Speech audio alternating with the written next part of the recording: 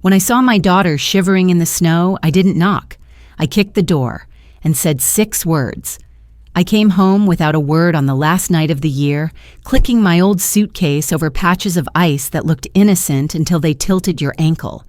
The air in Duluth was the kind that turned breath into ghosts and made even memories feel brittle. A block away, the houses were studded with warm windows, little theaters of holiday rituals. This place, up on the ridge above Lake Superior, had a view that never blinked. The Price House was new money dressed like old money, cedar boards, broad glass, a stone chimney that bragged. Inside that glass, I saw a room the color of champagne. A woman lifted a flute and threw her head back to laugh. A fireplace wobbled shadows along the ceiling, and a string quartet recording floated from a hidden speaker, trying too hard. Between that glitter and the wicked air was a glassed-in breezeway where someone had set a wicker chair beside a dead fern and called it a sitting area. My daughter sat in that chair with her hands tucked under her arms, her bare ankles bone-white, her lips pale as a scar. She turned her head toward the sound of my steps, and even that little motion took too much. Her breath fogged the glass in small clouds that vanished before she could make another. I said her name, and it came out like a knock I hoped someone would answer. She whispered mine like the last match in the box. I didn't plan. I had learned long ago that the body knows what needs doing, given the chance. My coat was around her shoulders before I felt the cold. My hands touched her cheeks to measure what the thermometer would later confirm. She trembled in shivers that kept stopping and restarting, the sign I didn't like. I knocked once on the inner door. Nobody came. I knocked again, harder. Laughter swelled on the other side as if the door itself were a joke. I planted my feet and kicked at the latch with the heel of my boot. The door swung in and kissed a hallway wall. The room on the other side went silent, like a choir cut from its power. Faces turned as one. Trent's mother stood nearest, the shape of her hair careful and lacquered, the color chosen to look like the kind of blonde that never had to choose anything. A woman at the end of the table clutched a phone without pretending not to. A tall man at the head took his napkin off his lap the way a general lifts a flag. I held my daughter closer and said 6 words. "She's leaving now. You answer later." The words were polite on paper and lethal in the room. The tall man recovered first. He had the kind of face that made waitstaff tell each other to breathe. He said, "Excuse me," as if manners were a property right. I repeated myself because repetition proves you're not negotiating. My daughter's husband tried to step forward like a man who believed his own arms, but he had never learned what to do with his hands when they weren't holding a phone. His mother announced without being asked that the breezeway was 60 degrees, and my daughter had insisted on some fresh air. She smiled the way people smile when there's a camera in the room. I looked at the glass and saw frost feathering the inside corner, a thin, traitorous decoration. I told them we were leaving and that their answers could wait for a judge who didn't golf with their patriarch. That last word flicked through the room like a pebble. I saw a cousin or friend look at the tall man as if to check whether they were still invited to be themselves. I turned with my daughter in my arms, feeling her breath against my collarbone, and stepped into the wide, raw air. The wind off the lake pushed right through my jeans and my anger, which at that hour felt colder than fury and steadier. I did not want to run. Running announced you were afraid. I wanted to let them watch through their expensive glass while we walked away without giving them the satisfaction of our backs. At the curb, an idling cruiser reminded me that God sends the right echo at the right time. Officer Javier Morales stepped out and shut his door softly. He had been 16 with hands like wounded birds when he came to my community boxing night years ago, all jump and pain and no place to put either. I had wrapped his hands then and told him we don't fight to win in this gym. We fight to stop the fight. He looked at me now with an expression I wished on every mother and every bad night.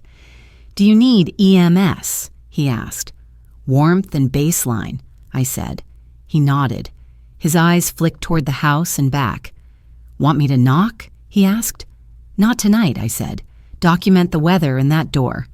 He tapped the little camera on his chest without touching it and said, "Already rolling. If anyone follows you, call me." I believed him. My own house is a little craftsman a mile from the hill, a place that holds winter with both hands. The door sticks in January. The radiators grumble like old men. There are photographs of aircraft with their panels open because I spent half my life at a bench with a set of tools that never lied. I laid my daughter on the couch and piled blankets on her until she made a sound that wasn't pain. Her skin warmed back in cautious shade, first the cheeks, then the fingertips. I put a pot of water on and told her we were aiming for soup after tea because that is how I have handled every emergency since 1983. Heat and liquid and a problem to hold in your hand while your mind does its slow work. She tried to apologize for being in a state. I told her she was my child and that human was not a state you apologized for. When she was little and the world took a chunk out of her knee or her pride, I had 3 rules. Stabilize the body, open the window for light, take the time. Heat, light, time. You'd be surprised how many problems look new under those.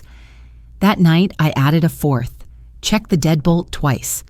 She slept like someone drowning in place. Her feet shifted toward the heat and stayed there. I made tea and put honey in it and didn't tell her it would fix anything. She drank half and set the mug down as if the table might judge her. When she looked up, her eyes had the shell-shocked focus of a nurse who has watched a monitor go wrong and told her hands to do something while she waited for help. I have noticed that when dignified people start to use words like dramatic and gratitude while you are cold, it's because they need to borrow your dignity and rename it. I didn't ask for the blow-by-blow of dinner. I have been a mother long enough to know that details rush in like a crowd if you try to make a door for them. Instead, I asked about small things that have big answers. When did you last eat? Who had the thermostat app? Where is your car? Did anyone call you by the name you like? Has anyone said the word doctor tonight to mean actual doctors and not a complaint about doctors? She laughed once, a tiny sound that could have been a cough. She told me they said she ruined parties and had expected too much of a holiday. She told me someone said, "Fresh air will do you good," which would be funny if it were said to someone in a movie who needed to calm down and not to a woman who had been begging to lie down. I texted Morales and asked him to make note of the hour and the wind. He wrote back, patrolled past and all quiet, logging incident with weather and temp. Do you need anything? I told him we needed a resource list tomorrow. He said he'd drop by with coffee and a printed page. He did better than that. In the morning, a stack of forms sat on my kitchen table, printed straight and stapled proper. He sat with his hands open and listened like an adult.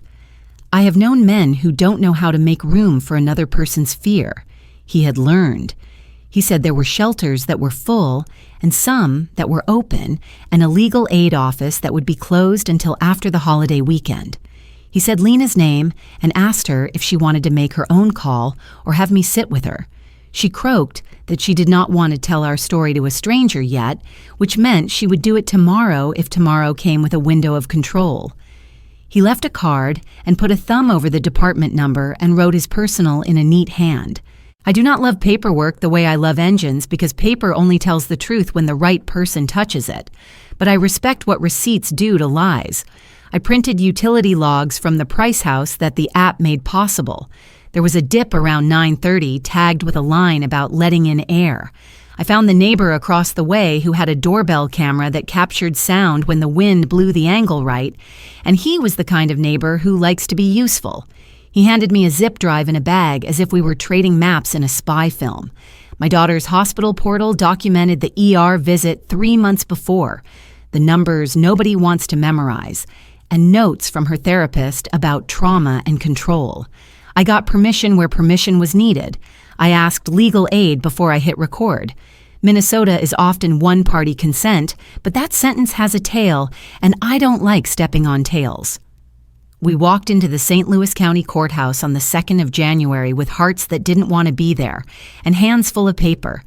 The legal aid attorney who took us was named Sienna and had the unhurried voice of a person who can make their point without flexing. She walked us through emergency orders like it was a dance you learn at the wedding, step by step. She wrote in blue ink because judges who have been doing this too long like to see where the original ends and the copy begins. She said, specific incidents matter. She said, if anyone ever tells you to be grateful for neglect, write down the day and the hour and what the window looked like. She filed the petition and circled a line on a page that made the hairs on my arm stand up. Respondent shall not approach petitioner's residence. The hearing was short because the judge had a docket that looked like a snowed-in runway. Trent's lawyer spoke first with a forehead that warned us about his billing rate.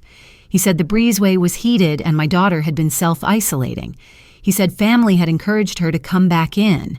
He said holidays are emotionally complex, as if the calendar were under cross-examination. Sienna slid a still from Morales' camera across the bench, frost showing its treason in a corner of the pane. She handed up the note from the clinic with the word hypothermia, printed without drama. The judge granted a limited order with the urgency of a man stamping an envelope before the post office closed, and while it wasn't victory, it was a lock we could push against. You take the wins that show up even if they're small enough to fold into your pocket. We went home and made soup that was more honest than any speech given in that big house. I diced carrots and celery and an onion and listened to my daughter breathe from the other room. The smell of onion and butter is a kind of ritual I would make a church out of if I could. She ate in slow little quarters of a bowl, tasting something without flinching. I asked her where the casting of Trent as a righteous man had started and when it had cracked. She told me about early dinners when his mother's rules sounded like tradition and then became law. She told me about how he made a spreadsheet for their spending and then used it to ask her to account for a latte she bought in the hospital parking lot. She told me about the way a nurse can be brave for other people while forgetting to be brave for herself. She told me about the day she sat in the shower after a night shift and could not stand up, and how a woman you call mother-in-law can make a face that says, "Dry off, you're getting the floor wet while you are trying not to drown." When a grown child tells you how far down she went, you listen without trying to rescue the way you did when she was 5. I am a fixer by trade and by temperament, and nothing makes a fixer learn humility like a leak you cannot find. The most useful thing I did that day was hold a pen while Sienna asked questions, and my daughter answered them. The second most useful thing was make sure the radiator in her room did not rattle itself to a stop in the middle of the night. I woke before dawn the next morning and walked across the kitchen to make coffee. The window above my sink looked out over an alley full of other people's mornings. A man in a parka with a dog-like dust moved past. A woman in a bathrobe opened a door and shivered on purpose to feel alive. I think about aircraft when I don't want to think about people. A plane will tell you what it needs if you hold still and listen. People tell you too.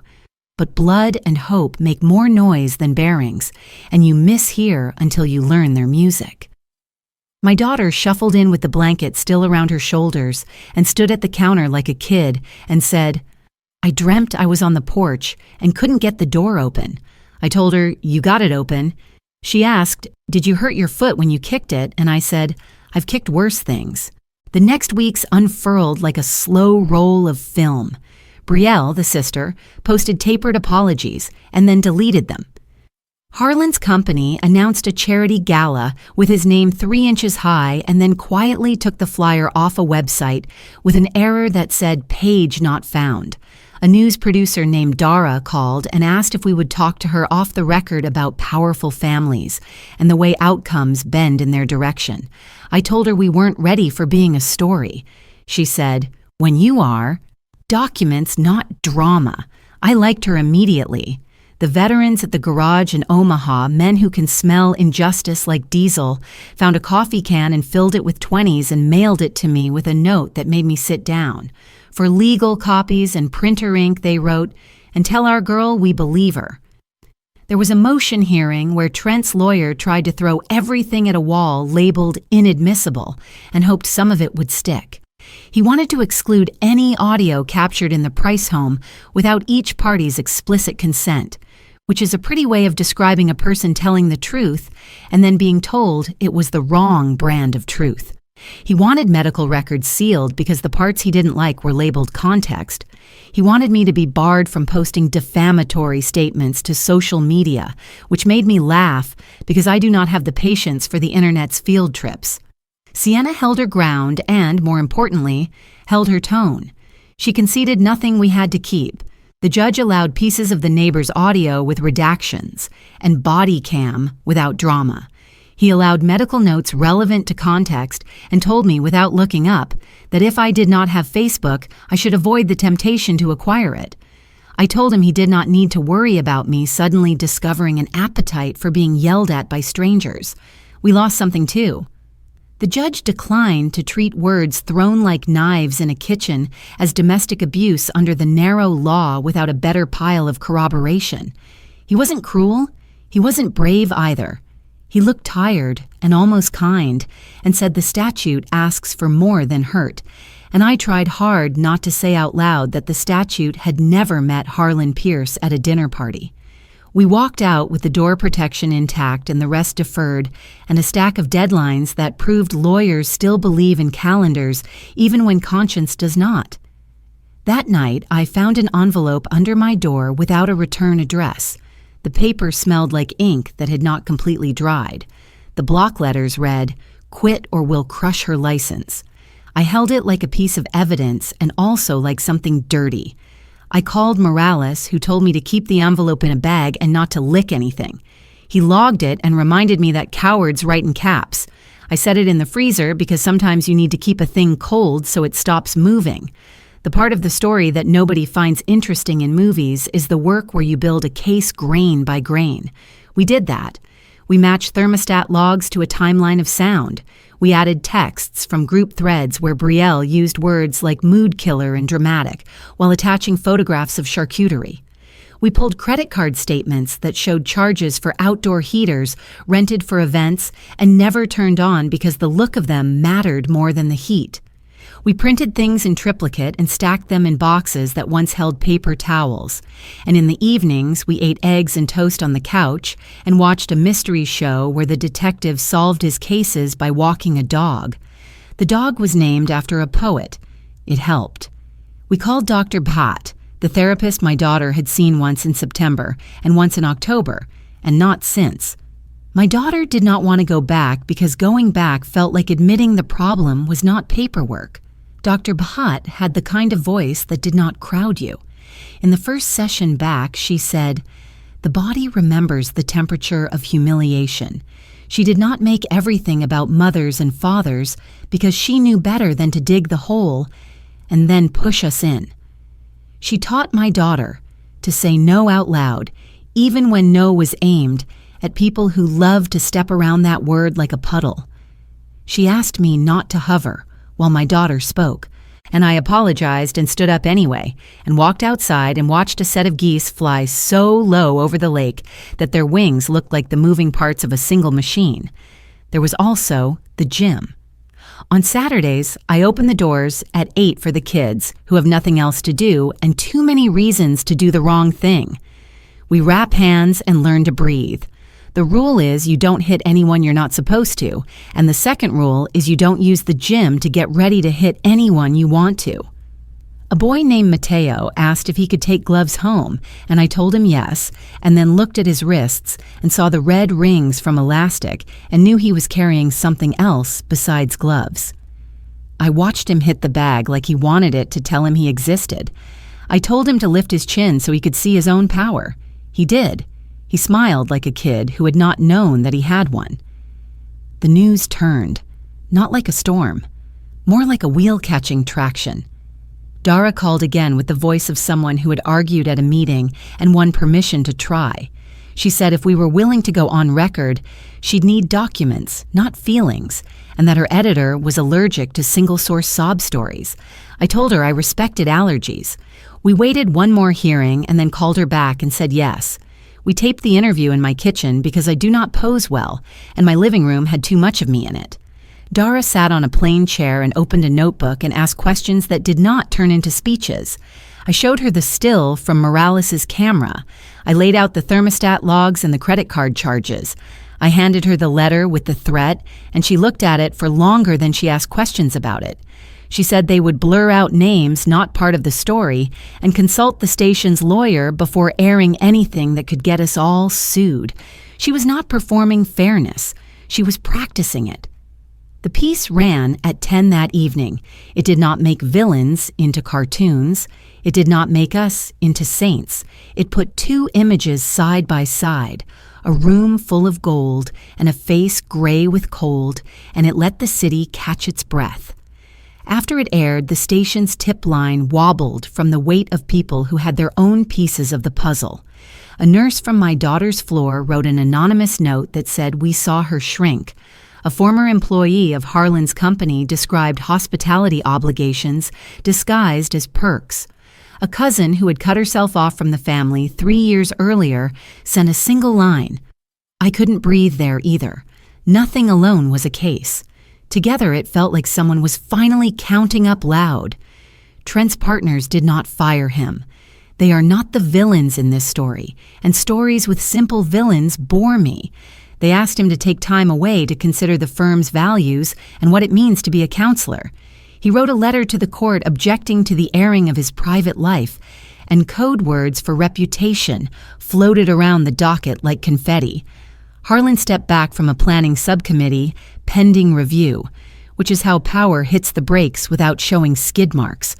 Brielle filmed an apology in a car with excellent lighting and then deleted it when the comments did not go the way she planned. We did not cheer. I did not pray for humiliation. I prayed for air. At the next interim hearing, the judge read the latest filings and did not hide his irritation that the case had left the building and gone into the street. He said he did not do justice by news segment. He said the law is narrower than decency, which I could have told him without a robe. He also did not climb down into the hole we had dug. He said the interim property split in a way that did not feel like theft. He reaffirmed the order against contact. He still declined to add the word abuse to a docket that resisted the whole human weight of it. I walked out with my daughter's hand in mine and said, "It's not a parade, but it's not a prison either." She said she felt like the room had gotten bigger. Sometimes that is a sentence worth 3 months of paper. Trent cornered me in a hallway with his tie slightly askew, and the look of a man discovering that the ground will keep being ground, even if he declares a new rule. He hissed without hissing that I had humiliated him, and that I was ruining careers, and that he never laid a hand on my daughter, and that I was making more of it than it was. I looked at him and thought about socket sets. His father stepped 2 paces into my space and told me that whatever wind I thought I was catching would die at the courthouse doors. I told him that when air is stale, people open windows. He said he did not appreciate metaphors. I said they didn't appreciate me either. There were days I didn't feel noble. I kept Morales' number under a magnet shaped like a trout and called him once just to say I was tired. He showed up with donuts because I am not the only one who uses an excuse to hold sugar. He sat on the stoop because he said his wife did not want crumbs in other people's kitchens. He asked about the kids at the gym and whether the city had stopped footing their plow contracts to Harlan's company. I told him the city did what cities do. Paused, wrote a statement, looked at a calendar, went on. My daughter went to therapy even on days when she did not believe in it. Dr. Bhatt asked her to write down the rules of the Price House, the way you write down recipes. She wrote, "Keep your makeup on for dinner, even if you're sick, because someone else didn't take sick days." She wrote, "If you cry, cry upstairs, because the hallway is for the image." She wrote, "If you cannot have a child, replace that failure with a performance." She wrote, "Be grateful to be included in the picture." Then she wrote, "Picture better." She taped that line over the mirror and left it there like a dare. Spring did not arrive like a parade either. The snow receded in miserly inches and left behind a lawn that wore what winter had done to it. The gulls came back to their metal rail. The kids at the gym stopped wearing hats inside like bandits. A woman from the PTA I do not attend posted in a parent group that she was tired of seeing women punished for bleeding and asked who else was tired, and 100 people answered yes with so many S's that it looked like hissing. And then someone posted a brown loaf of bread they had baked, and the thread shifted as all threads do. My daughter made French toast from a recipe she found on a blog where the photographs looked like daydreams. She ate a piece with her fork in tight angles, like a patient in a hospital who wants to prove she can hold her own silverware. Then she tore a piece with her hands and ate it like a person. Morales waved at us one morning when he ran past the house on his day off. He wore a shirt that said some charity I had never heard of. He asked if the kids at the gym had stopped dropping their left hand, and I told him never. He said to keep them honest because the city needs the kind of fighters who would rather stop a fight than finish one. He looked at my daughter and said her name like it tasted good, and then he kept running. We scheduled the last hearing for early May. The judge took in the file as if he had learned to read without drinking coffee. The lawyers were cordial, in the way people are cordial when they are tired of each other. Sienna argued for a fair split and told the court about the way my daughter had been treated around her medical trauma, not as melodrama, but as a repeated degradation that shaped the circumstances under which she made every decision. Trent's lawyer said the words, "isolated incident," as if repeating them would change the number of nights in a year. The judge issued a written order a week later, which is the quietest kind of gavel there is. It did not land where I wanted, but it did not land on our necks. No finding of abuse. A split that let my daughter step into a lease without calling me for a loan. No fee shifting that would punish her for trying. I read it on my couch with a pen in my hand like I could change it, and then I put the pen down. I told my daughter to pick a place with too much light. She found a small apartment near the hospital with windows that made the morning blush even on gray days. We took 2 trips in my truck and 1 in a friend's borrowed van. We carried boxes labeled kitchen and books and do not open unless you want to cry. We set her bed up and made it with a set of sheets we bought at a discount store, because the expensive ones lie to you. I hung a frame on the wall with a print of the lake at dusk that costs $8, because the only thing more expensive than treatment is beauty that thinks it will fix you. She stood in the doorway and put her hand on the jamb and took a breath I had not heard in months. She said, "Mom, thank you for kicking the door. I told her next time I would bring a socket set and she laughed without wincing." The story did not end with an apology from the people who needed to apologize. It did not end with handcuffs. It ended with friends who had been waiting for permission to love us out loud. It ended with a nurse on our floor leaving a coffee on a break room table with a note that said, "For a woman who keeps other people's hearts beating." It ended with Dara doing a follow-up segment that tasted like sunlight and did not gloat. It ended with Morales stepping into the gym on a Saturday to teach jab and back without dropping your guard. It ended with me standing outside afterward, breathing air that did not need a lawyer to name it, and watching my daughter walk across a parking lot like a person who knows where she is going and when she wants to rest. If you are listening to this and you have stood in a hallway you paid for, shivering because someone else needed you to suffer for their comfort, I am asking you to imagine the door and to hear the voice you trust most say 6 words. "She's leaving now." You answer later. Maybe your 6 words are different. Maybe they are, "I'm calling now. Stay with me." Maybe they are, "This is the last time." Maybe they are a number that gets you a hotline and a plan. The systems we build are made by people who fear the mess of feelings, so they demand evidence even when evidence shows up carrying pain.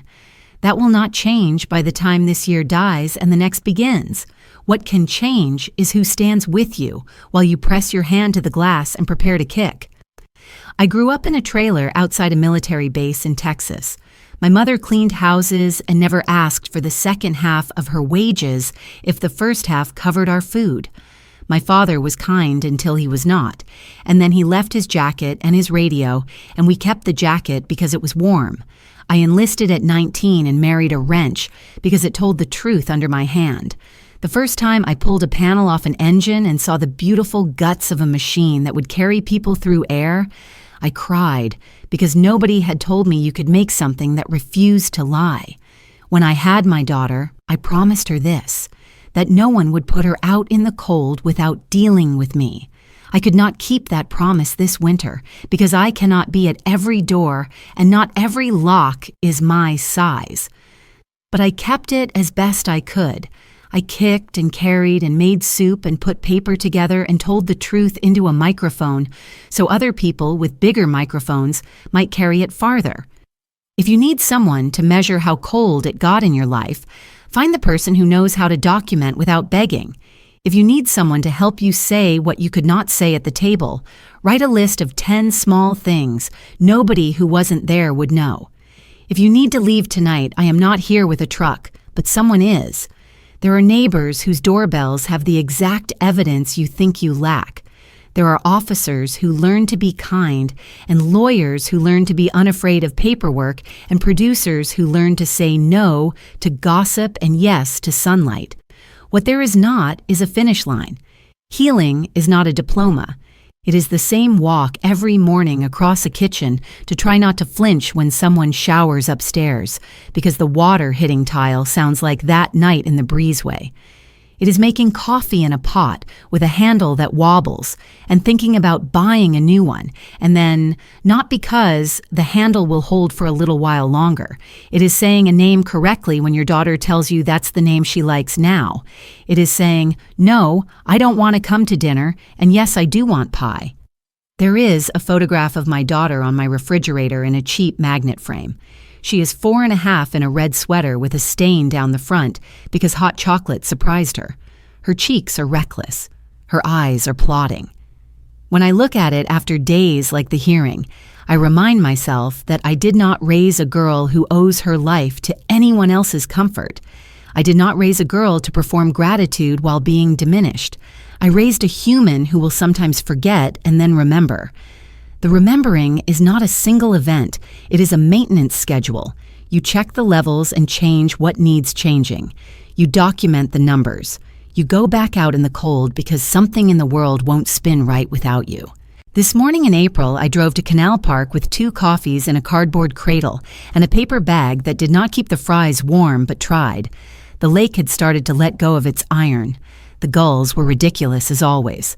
My daughter was already there on a bench facing the water, her hair tied back in a way that looked like forward motion.